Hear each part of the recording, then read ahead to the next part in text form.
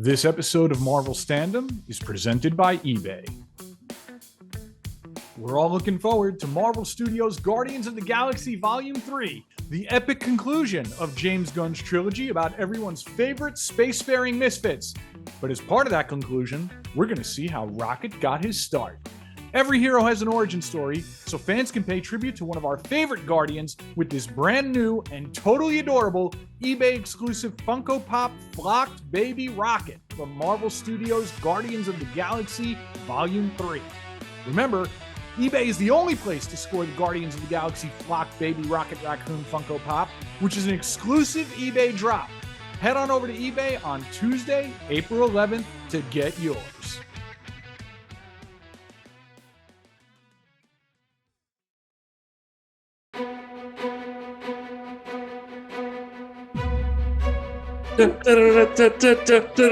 Avengers Age of Ultron is garbage, folks. Is it an alligator or a crocodile? I don't know the difference, and at this point I'm too afraid to ask. Look at that. That is a werewolf, folks.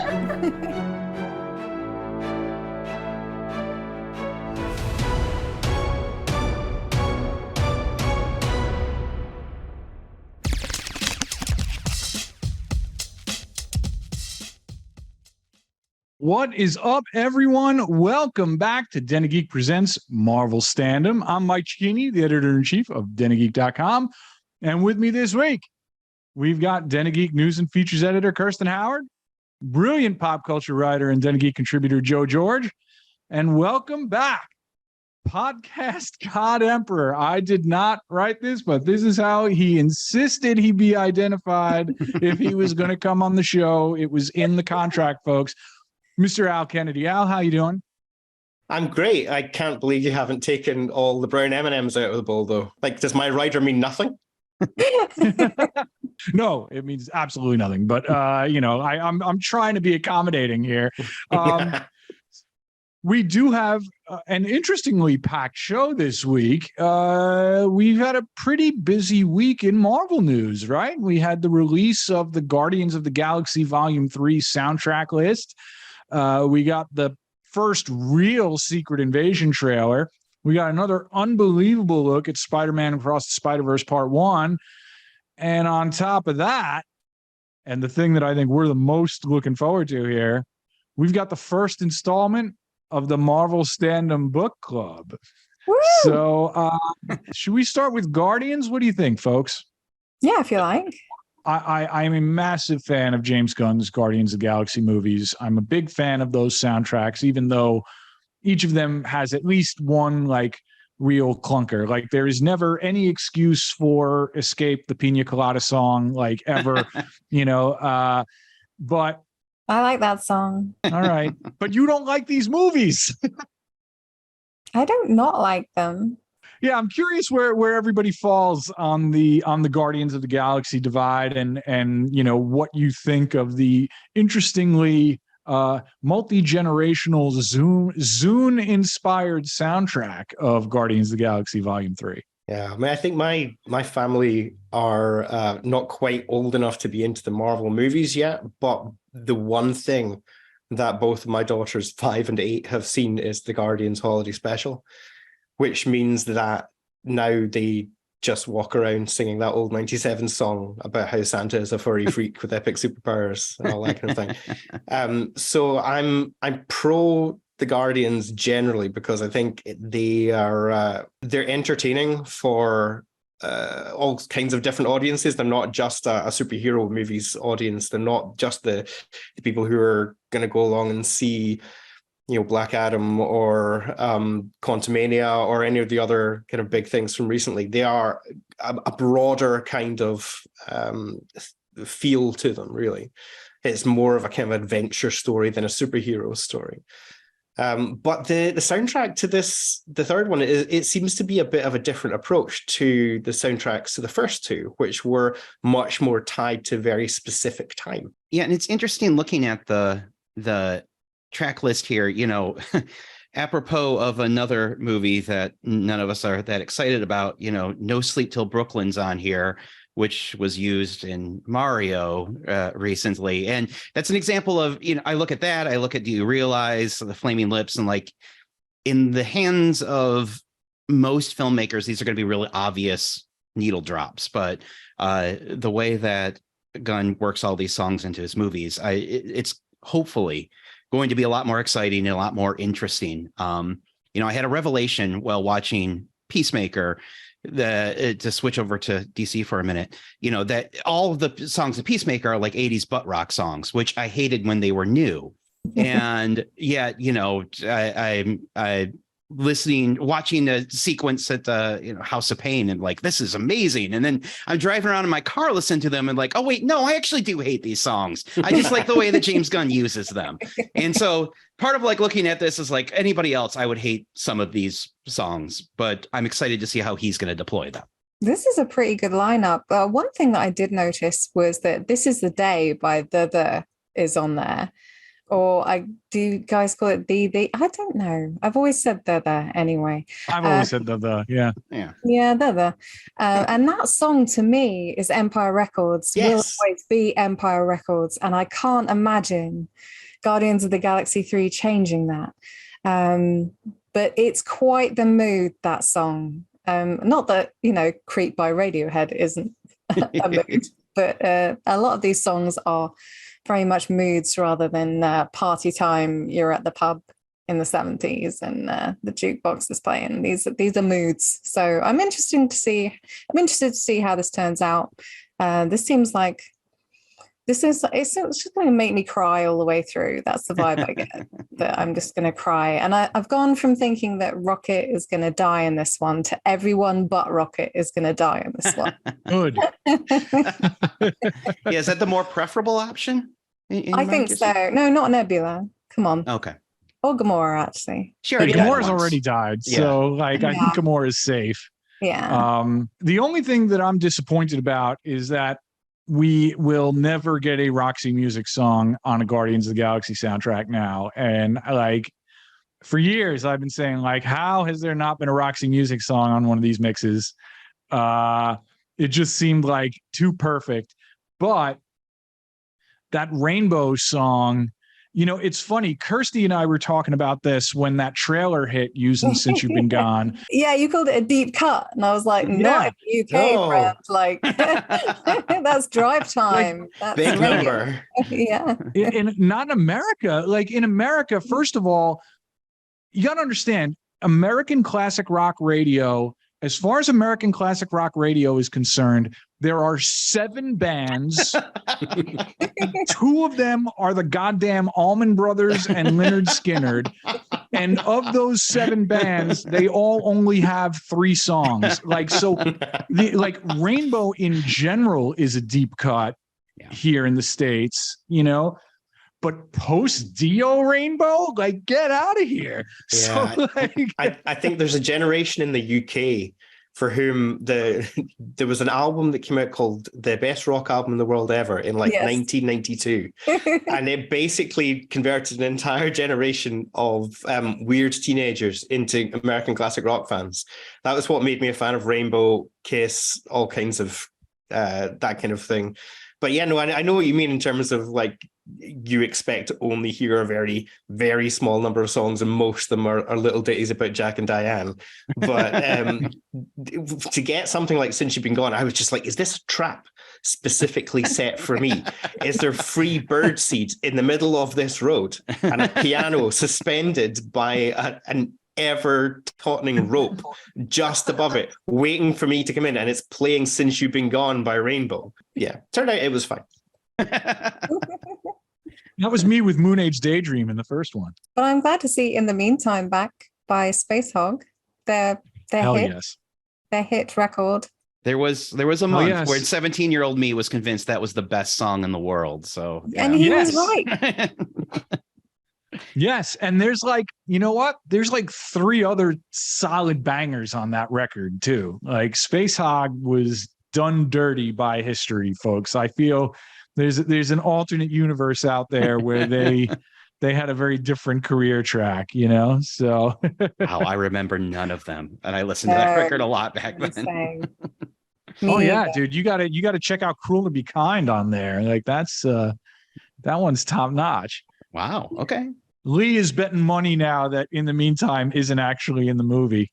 Because didn't that happen with Spirit in the Sky in the first one, right? Spirit in the Sky is on the mix and it's not in the movie. We got replacements. Mm-hmm. We got Bruce Springsteen. I'm here for it. Hearing these tunes at movie theater volume is going to be great. Mm-hmm.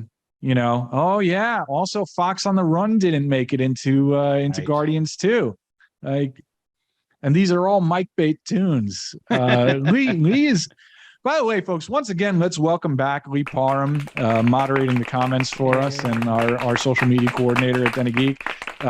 Lee was out for a couple months. We missed him, and Lee is now back and on fire and fact-checking me on the fly as we go, as he should be. So what's next, folks? I think it's time to talk a little Secret Invasion. What do you think? Yes. It looks so good. Can we just throw that out there? Like and not only does it look interesting, I mean, when I say that it looks good, it looks good. The use of shadows and actually feels cinematic and it's not all flat and CG goop. Like, it's just exciting to see something that just has that's adapting a visual medium that is visually exciting to look at. So I'm just excited for that. Yeah, I think one of the difficulties with Quantumania in particular is that the mix is so off in terms of the color levels. Yes. That Quantumania basically looked like, I mean, apart from anything else, there were so few actual physical sets. The whole thing looked like it was, you know, if you get all the different colors of Play-Doh and you mix them all together, Yes. and like it eventually just becomes this kind of, it's brown but with other colors sort of in there somewhere in its genetics. That was kind of what Quantumania was like. But this looks great. Like, it genuinely looks terrific. My concern is that people like us are going to absolutely friggin' love it. And like maybe there's other half of people that are going to go, this is really slow and boring. What's going on here? Like, I feel like this is going to be a slow burn in a lot of ways. And I'm pulling that out of my arse. I don't know whether it, but yeah, and I think there's going to be some people that, just like with Andor, you know, when that came along and everything had been quite upbeat and colorful for a while, I'd just been, this is really boring and slow, and I don't get it. If they actually do manage to do like an espionage thriller, a paranoid espionage thriller in the MCU, though, I'll be so impressed. Yes. Because there absolutely is the scope for that, particularly when you're dealing with a bunch of actors who would be very up. You know, Ben Mendelsohn can do whatever he wants, like get to chew the scenery up. The difficulty that they have is that obviously they're coming at it from a source material. Secret Invasion, the actual series, was, you know, heavily trailed before it came out as being that kind of thing, all the kind of embrace change house ads that they ran in the comics and so on. And then when it came out, it wasn't that at all. It was like one issue of people being kind of suspicious of each other, and then 7 issues of a fight in a park. Oh.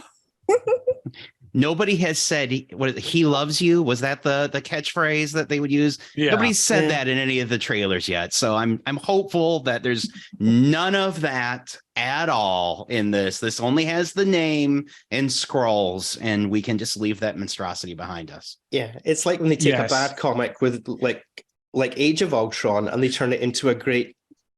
Sorry, I'm being handed a note. Okay, forget that. No, you were so right. Oh, I thought I was going to have an ally here. Oh, a brilliant movie, a thoughtful character drama in a barn.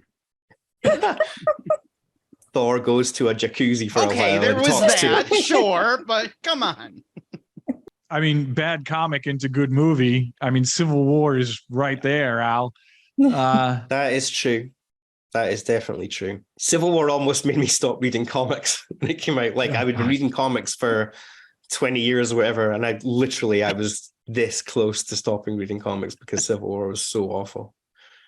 My buddy calls books like that wall bangers because like you want to fling them across the room, and they like Civil War is a wall banger. Secret Invasion, wall also banger. a wall banger. We've got to be careful though, because I think last time that I was bad mouthing Secret Invasion, we got some clapback from some viewers that were like, it's perfect masterpiece. And oh well, I'm not going to be here next episode, so I'll take those brickbats. It's rubbish. It's rubbish. Yeah, it's I marked out so hard for this trailer that I was watching it alone. Like I woke up and I clocked into work, and it was like the first thing I did was watch that trailer, like while I was having my coffee. And I literally said out loud to nobody, I said, "Oh, hello there," like a total dork, like just like a total, because this calls back to, look, the Winter Soldier is like forever going in and out of my, top 3 Marvel movies. Like it is just, it's just something I just constantly revisit. It to me is like the perfect Captain America movie. It is so much of what I want out of Marvel in general. And at the time, we all know Kevin Feige was like, it's a political thriller. And it's like, it is in no way a political thriller, but it was nodding towards more traditional action and thriller genres than superhero stuff, than most of what the MCU has ever been willing to do. This looks like they're kind of going for it again. And if the show ends up with this tone, if this is like Marvel's Andor, I don't know what I'm going to do. I'm just going to lose my mind. And I have heard through the grapevine that it is really good. Like I've heard people describe this as like an HBO show. I mean, Fraggle Rock was an HBO show as well. Let's not forget. So. Fraggle Rock holds up really well, dude. Like it does. It does. Well, Bradstreet's a great writer. He did some great work on Mr. Robot, which I watched from beginning to end. I was still watching it long after a lot of people gave up. So I think that says something. Anybody think this might be pulling more from like John Hickman's Secret Warriors than, the actual Secret Invasion source material at all? Well, I think where it's pulling from is Robbie Thompson and Nico Henshon's Meet the Skrulls. And the only reason I think this is because I was watching the trailer subtitled, and Emilia Clarke's character is Gia, and Gia is the mom of the sleeper cell Skrull family in Robbie Thompson's Meet the Skrulls, and her husband is this character Killer, not to be confused with Klurt, the Super Skrull. I think it's kind of a Mick-Mac kind of scenario. But so I think that they're maybe going in that kind of a direction where you've got this family of Skrulls. They've been living on Earth for 20 years.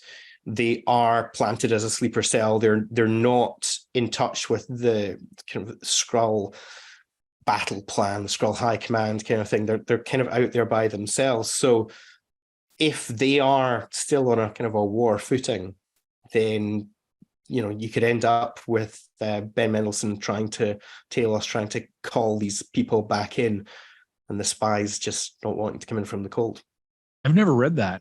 Is this a future book club episode? It's a really good series, and it's only like 5 issues. I think so then. Let's do it. I haven't read that either. We're going to need some book club stuff for Secret Invasion. So I think, Al, you might have just nominated our next installment there. It'll be interesting to see how civilians, to use your phrase, Mike, respond to this, since the Skrulls have been so different in the MCU. That was a nice twist for those of us that know the characters, but for somebody that doesn't know the race at all, they're very sympathetic and refugees and all that in Captain Marvel. So it sounds like the stuff that I've read that have only been like Samuel L. Jackson and Ben Mendelsohn and Emilia Clarke talking, just the actors, not the writers or producers, anything like that. It sounds like that's a lot of what they're trying to tap into, this kind of build on the refugee idea, that these are refugees that have been on Earth for 20 some odd years and have been promised by Nick Fury that they would be given a planet at some point, and now they're sick of waiting. And so Emilia Clarke's character is Talos's daughter in this version, and is her sort of punk rebellion is that she's going to go out there and the Earth is going to be the Skrull planet. So I like that. I mean, to kind of go back to this being the MCU Andor, MCU shows have kind of touched on real world politics, sort of. I'm thinking Falcon and the Winter Soldier, that dealt with refugees and nationalism for a few minutes and then quickly did not. So I'm skeptical that we're going to get something like we got in Andor, where they sit down and describe space communism to each other, but at least the roots are there, and I'm hoping we can get something off of that.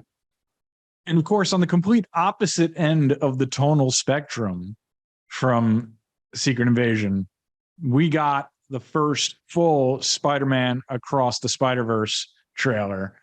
I did not think I could get more excited for this movie. And then I got a shot of Ben Reilly, like in the proper, like blue hoodie costume, which is just like how it should be. So, where's everybody falling on this? Can they recapture the magic of the first one? I mean, it sure looks like it, but that first one is such a miracle. It should not work. We kind of touched on this before we started recording, but Spider-Man's not really a multiverse character, and that's kind of weird to put him in that. And then, when you're going into it, you're afraid that Miles is going to get buried under all of the Spider characters.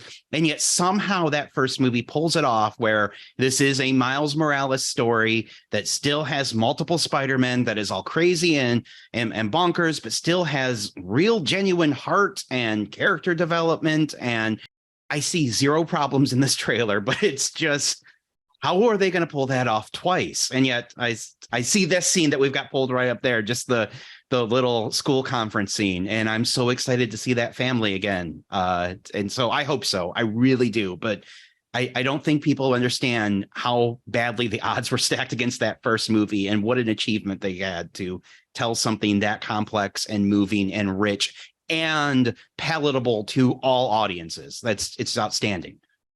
I think you have to remember as well, before it came out, the advance word on it was it's good, but it's not going to do numbers. The tracking for it wasn't great at all. And then it was very much in doubt as to whether there was going to be a follow-up. When they announced that there was going to be a sequel, everyone was pleased, but kind of surprised in a good way.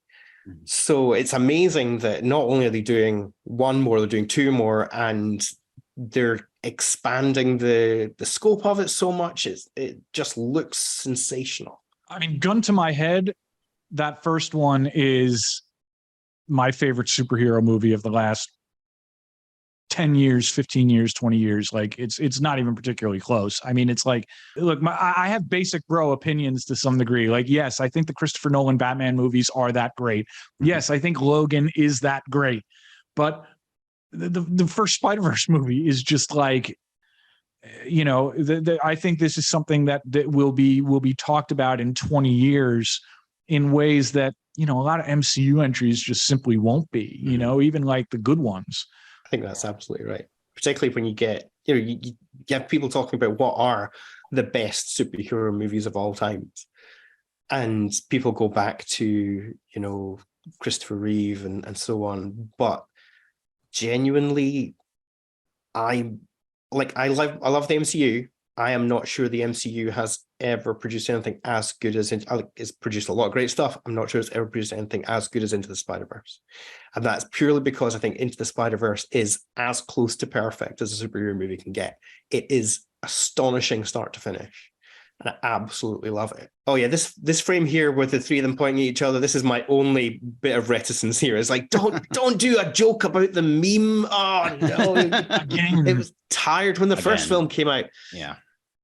That's the only thing that I've got against it. Yeah. But when you said about that Ben Reilly, like, not only is it a great to see that Scarlet Spider costume with the blue hoodie and everything, the fact that it is rendered as an almost perfect pastiche of the art style of Tom Lyle, the artist who really made that costume.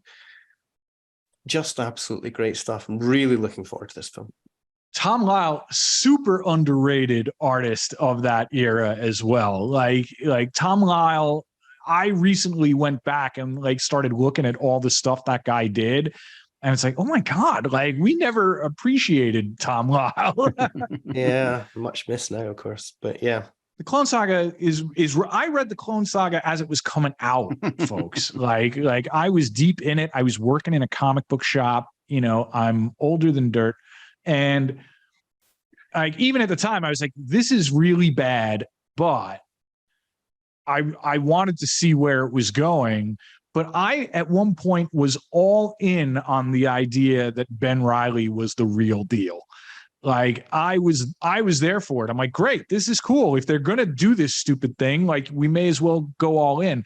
But that Scarlet Spider design is probably what was carrying me across the finish line for that. It was just, it's so awesome. If I was in the kind of shape for it, that's the one thing I would potentially cosplay as. Well, speaking of cosplay, as a tubby middle-aged man, I've got to cosplay as Jake Johnson's Spider-Man because that's the only one that fits my body type. So I was glad to see Jake Johnson come back here. It sounds like, you know, we're kind of all pulling from the same era of Spider-Man comics. So as much as I appreciate Peter Parker as a teenager and a high schooler and all that, I still like my Spider-Man is married, full-time job Spider-Man. And you see that rarely explored. And Jake Johnson is so perfect as that older version of Peter Parker that I want this to be Miles' story. And I still want him to have the focus, but I was so glad to see him as a parent. We so rarely see that version of Peter. And it's such a perfect arc for him. They seem to be going in the direction of making Miguel O'Hara, Spidey 2099, into effectively the villain.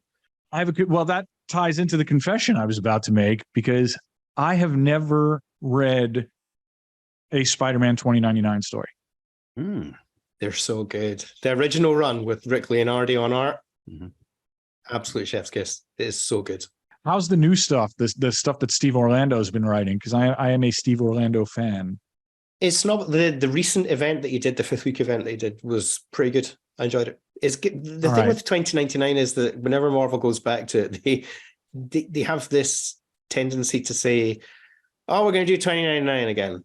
But should we do any of the 2099 stuff that people remember? Yeah, let's make us some new stuff. No one wants your Daredevil 2099 or whatever. Just Miguel O'Hara dressed in the old costume, pander to us old people. Give us Ravager 2099. That's what we all want. Jesus. It's nice to see Oscar Isaac clearly trying to make up for his Moon Knight performance with this as well. I don't know why he would need to do that, but it is nice to see him or hear him. I hope he does a British accent at some point. That would be nice. I was really tired, and I was doing a bunch of work. So I was popping it out. I managed to see the trailer. But I was on Twitter and I saw that people were saying, oh, the reason that people are mad at Miles in this movie is because he's got parents and none of them don't. And I was like, is that true or is that a joke? It might be. Miguel's mom, spoilers for 30-year-old issues of Spider-Man 2099, but Miguel's mom's still alive. Okay. It is the least spoilery spoiler ever. But yeah. Just in case Folks, anyone was invested Andrew on whether... on top of it. I guess in terms of the other spiders, Gwen Stacy's parents famously dead. Miles is alive. Peter's trying to untangle the history of Peter Parker's parents is ludicrous. Like they were spies and they were killed by the Red Skull and they got brought back as robots by the Chameleon. And nobody ever cares about Peter Parker's parents. I don't know why they keep going back to that. That rewatching those Amazing Spider-Man movies, it's insane that they thought that would be the hook. Is what's up with Peter's parent? It's nobody ever cares, ever cares about that. The one thing I was going to say is I've not read Miles comics in a bit. So is his dad alive in the comics? Because in the video game, he's not. And I wonder if that has more pull with people. I don't know. I worry for his dad in the movie, especially kind of some of the things they're saying about you can't save both sort of thing. And I love Brian Tyree Henry. And so I'm worried. Yeah, Miles's parents, alive or deadness is a kind of a movable feast. Like, okay. It depends on whether you're in the Ultimate Universe or our universe, and depends who's writing the comic. Gotcha. And he's not named Jefferson Davis anymore. We've all recognized that was a just horrible idea. What are you guys talking about? Oh, what is happening? So let me tell you about the United States. It's super racist, and okay. And the super racists in the South decided that they needed to be their own country, and because they wanted slavery to stick around. And the man that they elected for president for their super racist own country was named Jefferson Davis. And so for a Black character to be called Jeff Davis in, anytime after that, it's a problem. Why would they do this? Bendis has given a reason. Is Bendis that did this? I'm pretty sure it was him. Yeah. Oh my God. And Bendis's Miles comics are good, are generally it's the good Bendis, you know what I mean? Like there's the good Bendis and there's the bad Bendis. like Bendis's Miles comics, like for the most part, are like the good Bendis, except for things like this. But anyway, in the movies, Brian Tyree Henry is amazing. And the first Spider-Man movie is such a good dad movie. So I'm really worried about that. I mean, the scene in the first movie where his dad comes to visit him in the dorm room, and he's been tied up and can't respond. And that's such a perfect blend of just a good plot moment. We know why Miles has been bound, but it's also such a great character moment to kind of address that tension between the two of them. And that's the moment where Miles comes together and realizes he's both his uncle and his father. And it's so well done. It's just, the whole movie, is crazy and bonkers as it is, it stops and it slows down to just focus on a shadow under a door while the dad has this confession. It's moments like that really make that movie, more than all the popcorn lights, multiverse crazy stuff, which is all excellent.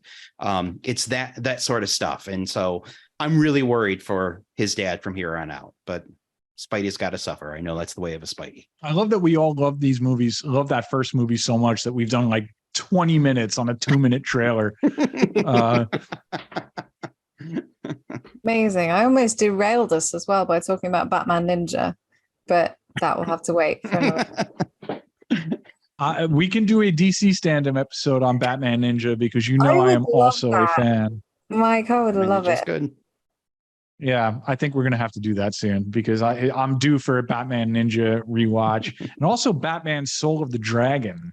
But anyway, we've already gone long. I apologize, folks. I'm not doing a good job of keeping us on track today, but it is time for what was supposed to be the actual focus of this episode before we had such an amazing Marvel News Week this week.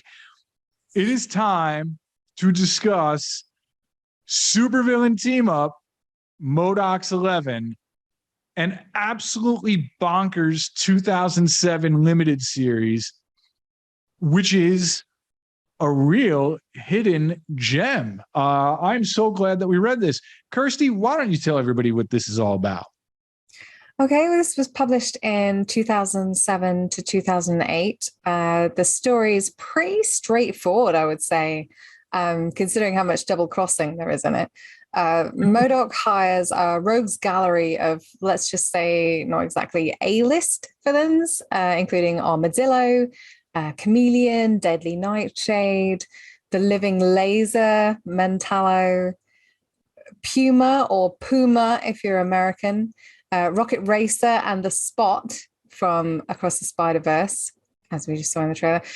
He says he'll pay them $5 million apiece to rob the Infinicide, and I hope I'm pronouncing that right, a gang of temporal cartographers who have an insanely powerful thing called a hypernova. MODOK wants to do something really terrible with it, but we're never quite sure until the last minute what that thing is. Everyone's on board, except there's a few layers going on. Chameleon is really the ultra adaptoid working for AIM. Rocket Racer secretly on Team Shield. The Spot is ready to sell out to the Mandarin. So it's amazing then that MODOK ultimately wins in this one, having thought enough chess moves ahead to achieve his evil goal, which is, and prepare yourself, killing a woman he had a one-night stand with because she rejected him.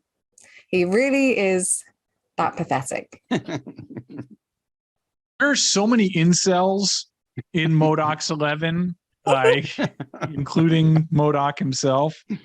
But I love this. And I just want to point out, before we started the show today, I had to be reminded, I'm like, whose idea was it to do this book? And Al, like, very sheepishly kind of raised his hand as if he was in trouble. And like, I'm like, no, I'm like, this is delightful. Why did you decide on this, Al? Was this just like timely because of Quantumania, or you on a Fred Van Lente kick? Like, yeah, what's going on? I mean, 6 of one and half dozen of the others. So there he is, old Big Ed himself. Yep. Lovely look at him. Yeah, I mean, I love Fred Van Lente's work. I think he did so much great stuff for Marvel around this time. The peak of what he did, I think, was when he was working with Greg Pak on Incredible Hercules, which is so good and doesn't get talked about nearly enough nowadays. But this as a mini is just so intricate. It's this beautiful little clockwork ball that just unwinds and unfurls this ridiculously complex plan of MODOK's, which, you know, as Kirsty says, it plays out actually quite straightforwardly as the comic goes on. But he is playing proper kind of 12-dimensional chess with everybody. And it's nice to have a moment, to have a series at all, where MODOK is not, you know, the laughing stock character. The series actually begins with a recap of MODOK's origin that's kind of horrific. Like him getting led into this test chamber thing where he's going to be turned into MODOK. And he's having second thoughts about it. And then they're like, no, sorry, too late. And he gets turned into this big giant head with little widdly diddly arms and legs. But pulling all these other villains in, these kind of Z-listers, like characters like Nightshade. Nightshade's a Power Man villain from the 1970s, for example. Puma and Spot are both kind of late 80s Spidey villains. Characters like the Armadillo. I mean, the Armadillo is ridiculous, but he's somebody you can get a little bit of pathos out of because he doesn't want to be a supervillain. He just wants to get out of this stupid costume and out of this business. So when you have all these characters that are very minor league coming together, what you get is a very level playing field for them. So any of them could die, any of them could be betrayed, any of them could be the betrayer. And by the end of it, they're all basically one of those things because there's so much back and forth, backstabbing. It reminds me of not even like heist movies. It reminds me of Clue. The fact that there's so much frantic shifting of allegiances back and forth. It's fantastic stuff. Really, really loved it.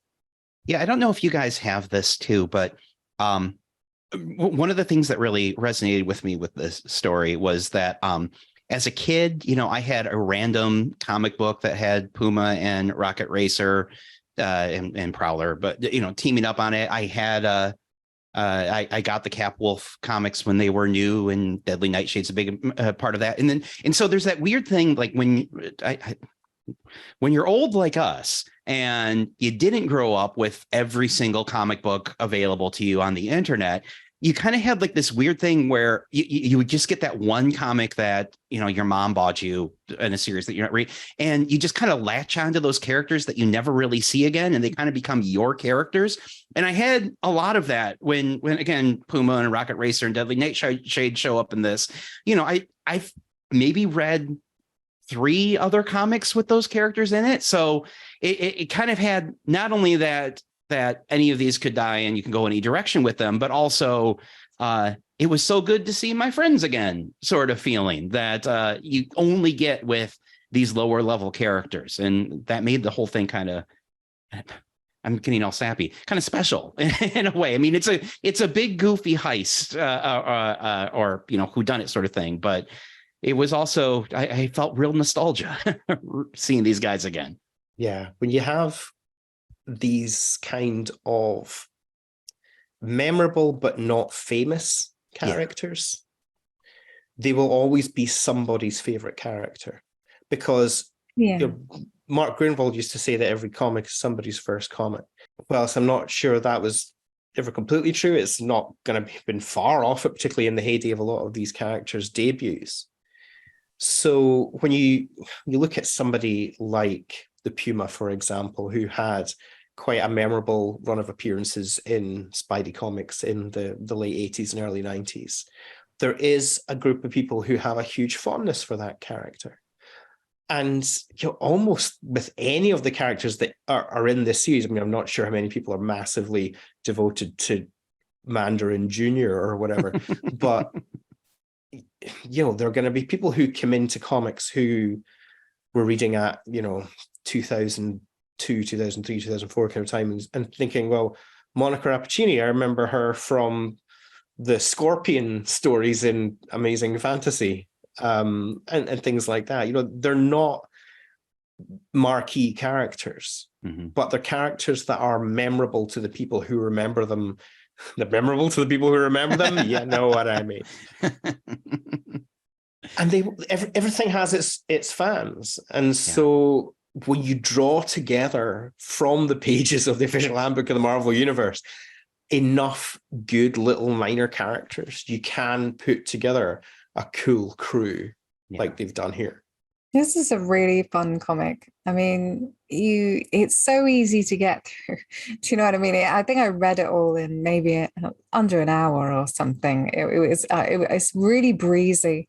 And I have memory problems. So the way this is set out at the beginning with, you know how usually you just get like the wall of text of like, you know, what happened last issue or whatever in the tiny print. And you're sort of like, okay, I think I remember that. Yeah.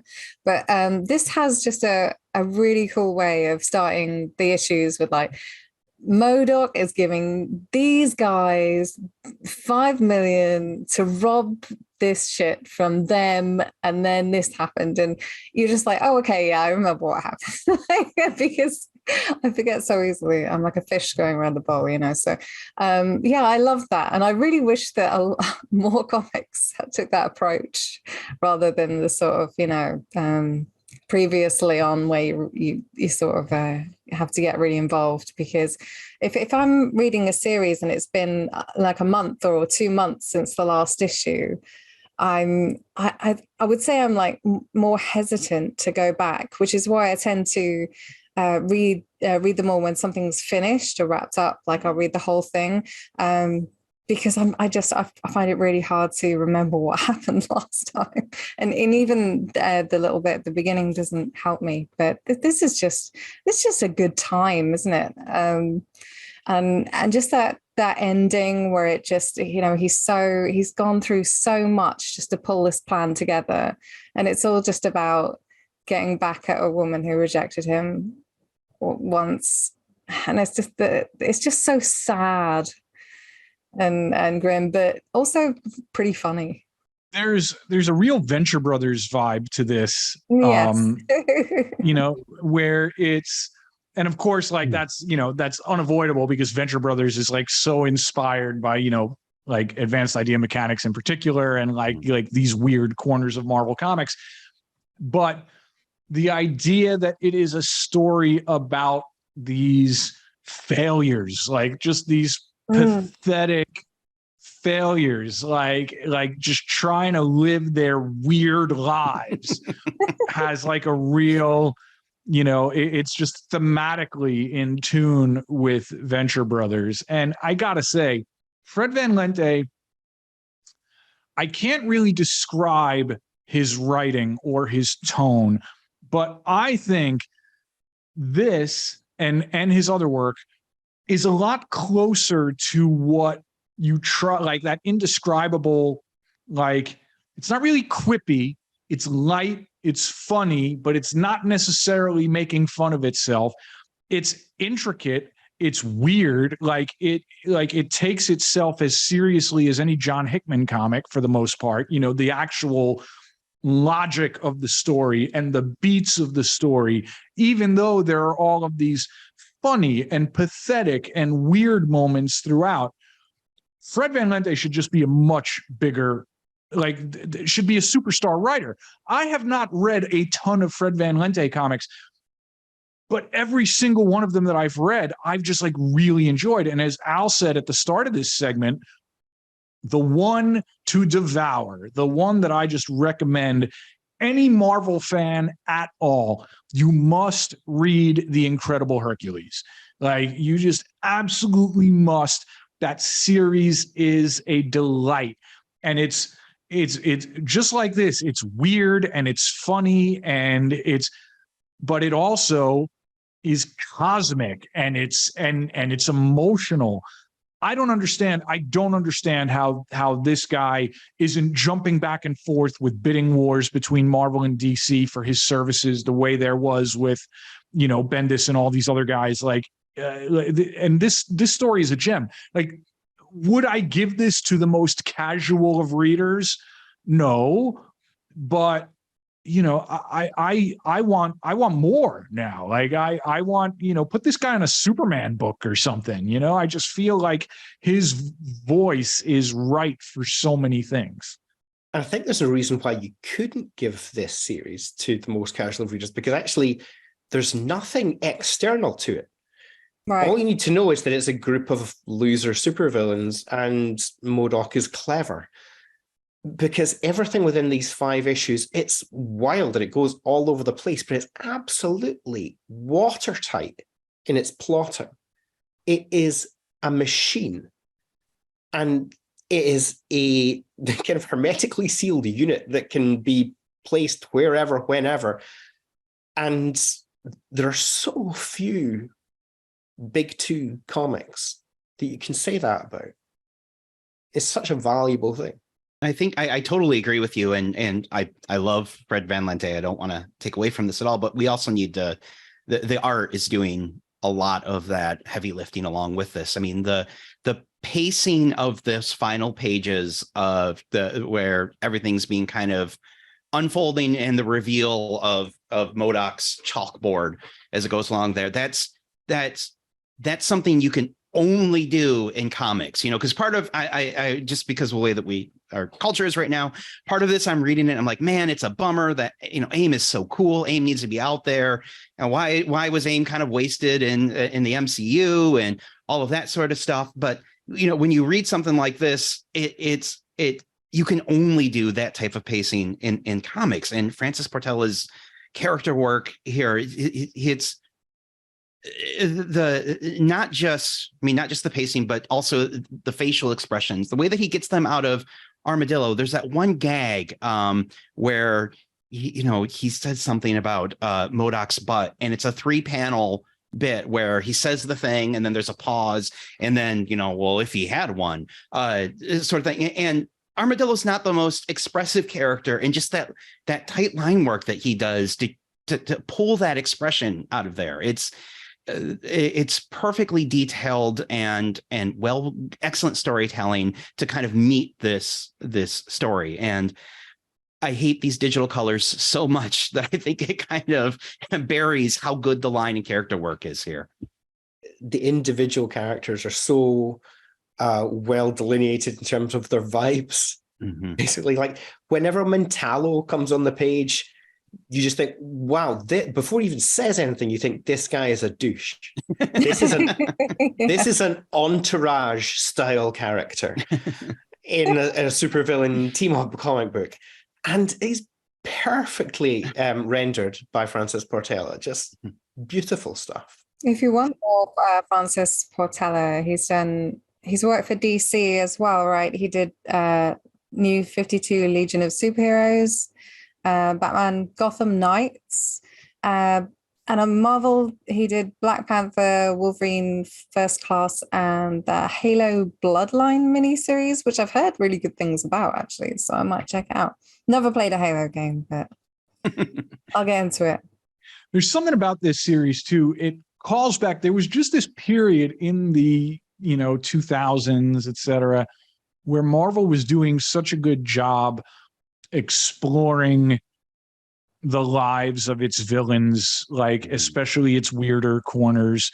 This feels kind of part of a set with the brilliant The Hood miniseries, Alias, which introduced Jessica Jones, which of course is not just the good Bendis, is like arguably the best Bendis, right? Like there was this period where they were just so good at peeking into the margins of the Marvel universe and telling stories like this. And I feel like there are more projects that I'm just like not thinking of off the top of my head. They did it again a little bit later with like Superior Foes of Spider-Man, which is another delight. And it's something that, like, I don't know if you could really do this in DC as much as I love DC. You know what I mean? Like, I don't know that you could really, like, the Harley Quinn animated series, like, kind of comes close, but like, this is such a very specific Marvel flavor on top of all the other things that there are to recommend it. Joe's doing his disagreeing face. Well, because when you throw D and C list characters together and make them into an interesting team, that's the JLI model. I mean, that's that. I guess. Yeah. I mean, they're not villains, but they did the same thing. No, this has JLI fingerprints all over it. I mean, even the use of the facial expressions and the characters bouncing off each other. You could throw Booster and Beetle into this and they'd fit. No. Don't. You host a DC Standom podcast. Don't diminish them there. And I love JLI, but I was really talking specifically about the villains. Like, yeah, okay. That's my defense here, Joe. I mean, like, Secret Society of Supervillains. It was probably the first villain-centric comic, wasn't it? Was there anything before that? They had it. Even in JLI, you've got the Clock King, Big Sur. There you go. Yeah. All that kind of gang, Justice League Antarctica. Yeah. Kirsty wanted to hit on where this ranks along with other MODOK stories. And I'll be honest, like, I don't know how many other MODOK stories I've read that like weren't, drawn by Jack Kirby. So yeah, he gets played for laughs a lot. And it's understandable because he's a giant head with tiny wiggly arms and legs. But there is a story there was a series that was called Captain America and the Falcon, and it was from about 2000, sort of mid 2000s, and it was drawn by Bart Sears. Now, Bart Sears. I'm not a huge Bart Sears fan, right? But this had I think it was written at that point by Christopher Priest. I can't remember whether Bart Sears was still on art at that point, or whether he moved on and somebody else was drunk. But there is a MODOK story in which MODOK is just utterly terrifying. And like the fact that you would have a giant head with tiny little arms and legs, if that appeared in your house, you would need to change your trousers because you don't expect that. Doesn't happen very often. It's irregular. Look, I'm here. You're telling me that there's a Chris Priest, Captain America, and the Falcon story with MODOK and Bart Sears art. I'm going to find this thing. Oh, I am in. Right. Mike's going to log off here and immediately read it. Yeah, like it's like, when can I clock out today? I'm going to find this comic. It seems like Van Lente is perfect for this. I was doing a little trivia hunt on him before the show, And he co-authored and staged a play based on the life of Jack Kirby called King Kirby at one point, apparently. So it feels like that you and Fred should know each other by now and be friends. I have met Fred. Oh, you have? I don't know if you remember, like Fred has been along when the Jack Kirby Museum, and I see that Rand Hoppy from the Kirby Museum is here in the comments with us today. When the Kirby Museum does our annual tour of the Lower East Side of New York City, where we hit up some historic Jack Kirby locations, including his birthplace, which is a holy site in New York City, as far as I'm concerned. I know Fred has been on one of those. So, yeah, obviously there's some real love for the actual MODOK source material in this book. Fred, if you're watching, we'd love to have you on the show. Oh, yes. I can confirm as well, by the way, I have found that comic. It is Captain America and the Falcon, issue 8 from 2004. It's not drawn by Bart Sears, but it is drawn by Andrea DeVito, who is also excellent. I'm going to read that whole series. Like, if Priest is writing it, I'm reading it. Before we get off the MODOK train, because we have 4 Marvel Snap players on this stream, I just want to call out into the void to this opponent that I stumbled across a week or so ago. Like, the anonymity of Marvel Snap and like the weird little interactions that you sometimes have with people just like make it even more like pure and wholesome. But somebody with a MODOK avatar playing a MODOK deck, their screen name was Not a Richard. And I just think that is like, whoever you are, like, like you just, I have to salute you. Any final thoughts on the first episode of Marvel Standom Book Club, focusing on supervillains team up, MODOK's 11? Just that this was an utter delight all the way through. Yes. I know I had put off reading it until yesterday, and when I realized that I need to read was it for Kirsty busting your chops every day too about that, or just mine? Well, no, just yours, because they threw out before I logged off yesterday. They threw out Mike hasn't even read it yet, and I was like, neither have I. So, and it was I read it all in one sitting. But you act like you know, a real nag and a skull. No, you keep the things running. It's and I'm so grateful that I got to read it. I truly enjoyed it. So thank you, Al, for bringing this, and thank you, Kirsty, for making me read it. Yeah, it was a really fun time. I know none of us had read it, including you, Al, and we were really rolling the dice on it because it could have been, you know, turned out to be a terrible series, but we all had fun with it. So great recommendation. Thank you, buddy. I would also like to say happy birthday to Al. It's his birthday today, 25th birthday. That looks like a gun. It's my birthday!